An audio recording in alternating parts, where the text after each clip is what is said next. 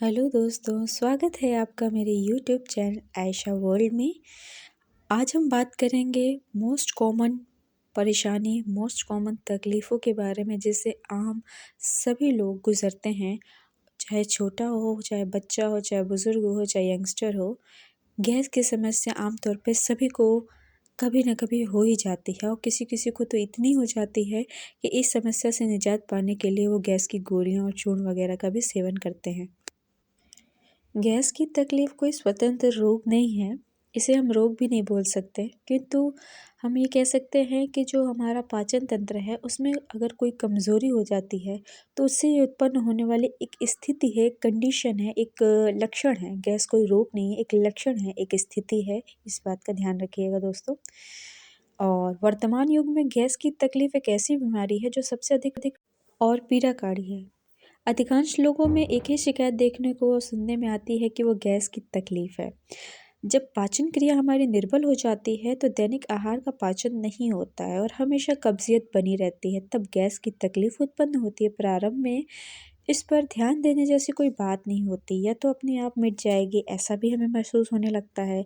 Soda P लेने से, हाजमे की गोली खा लेने से, चूर्ण का सेवन कर लेने से सब कुछ ठीक हो जाता है, किंतु यह तो एक तुरंत उपाय है, स्थायी और दूरगामी उपाय तो नहीं।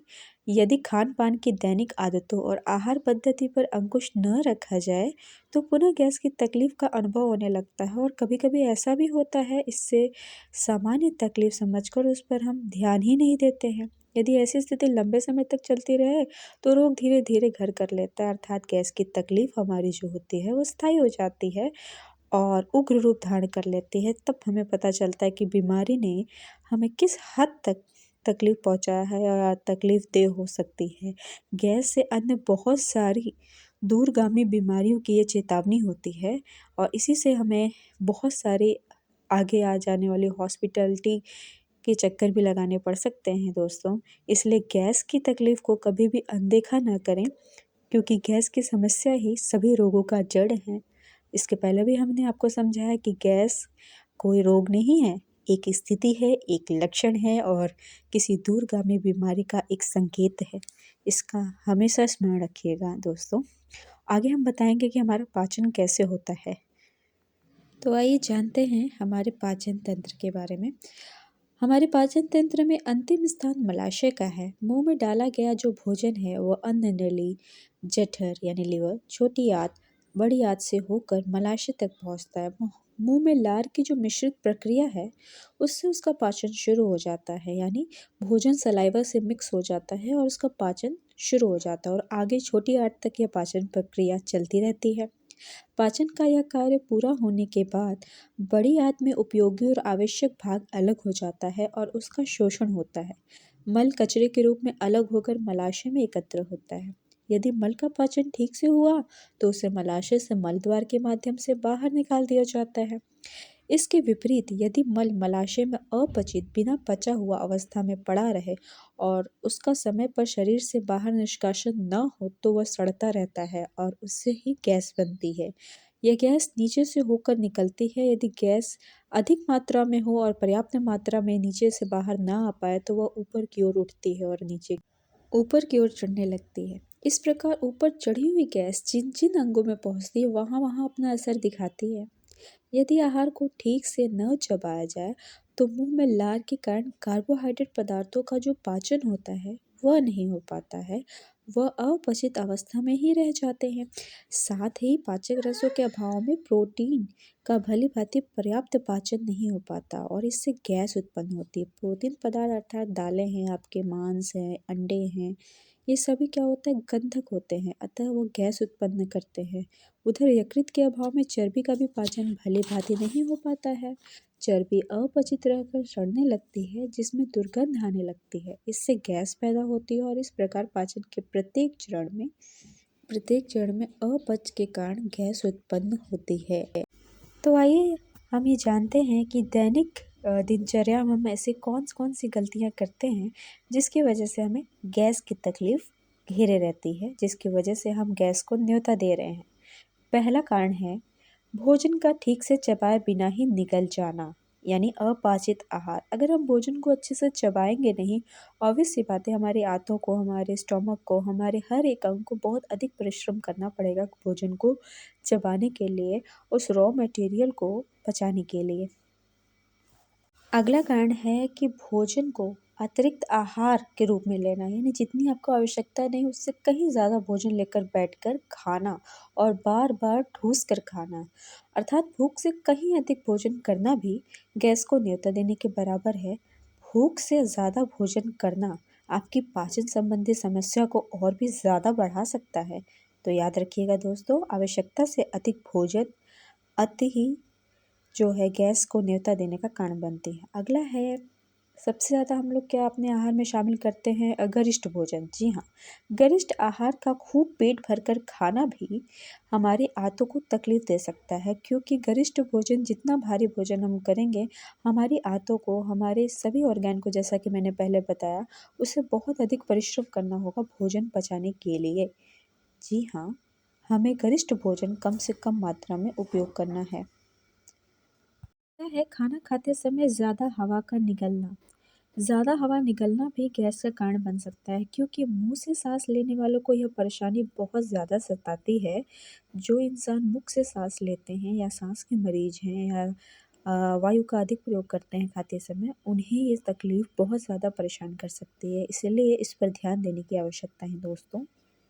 अगला कारण है खाने के साथ ढेर सारा पानी या पेय पदार्थ लेते रहना। कुछ लोगों की आदत होती है खाना खाते रहते हैं और पानी पीते रहते हैं, यानी जो लोग खाते खाते पीते एवं पीते पीते खाते हैं, उन्हें गैस की समस्या ज़्यादा तंग कर सकती है दोस्तों। अगर आप में भी यह हैबिट है तो अभी से इस आदत का त्याग कर दे, अन्यथा आपको गैस की समस्या कभी नहीं छोड़ेगी।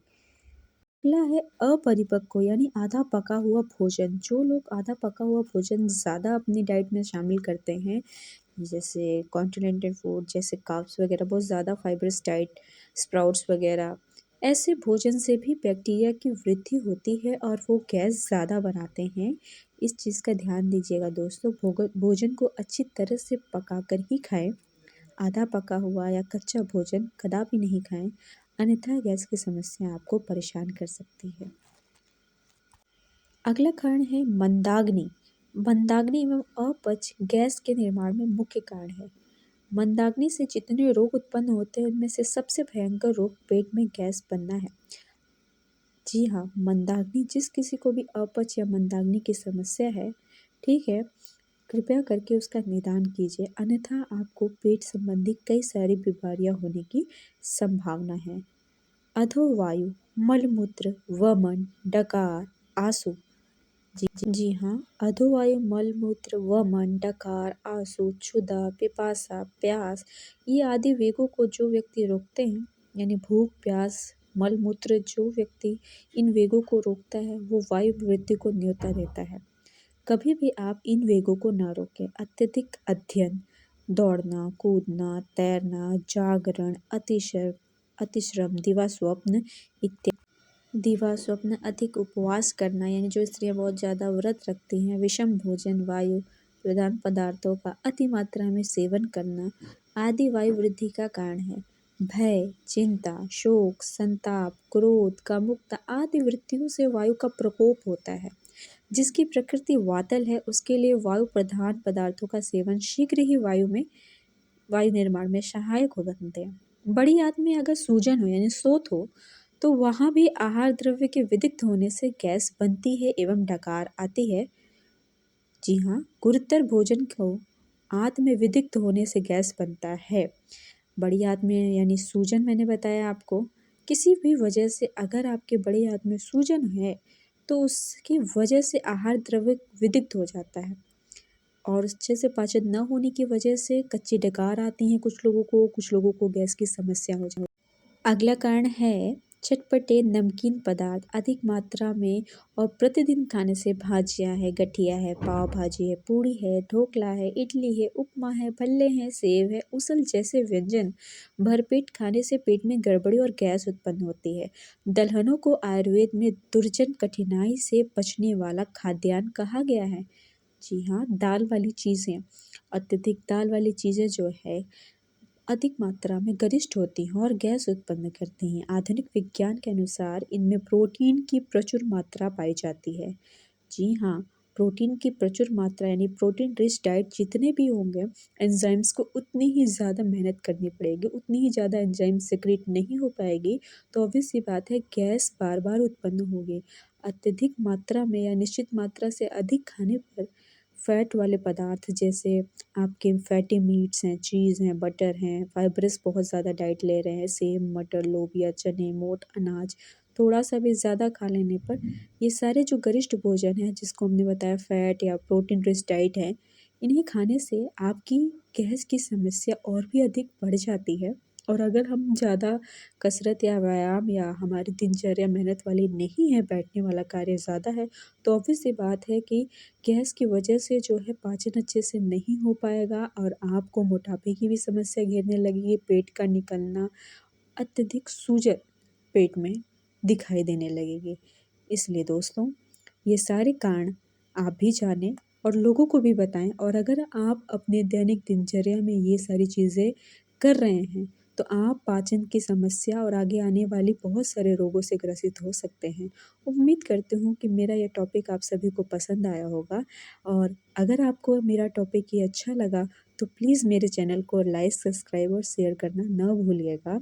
मैं doctor Aishwarya SS health care से वीडियो देखने के लिए आप सभी को बहुत-बहुत धन्यवाद देती हूँ।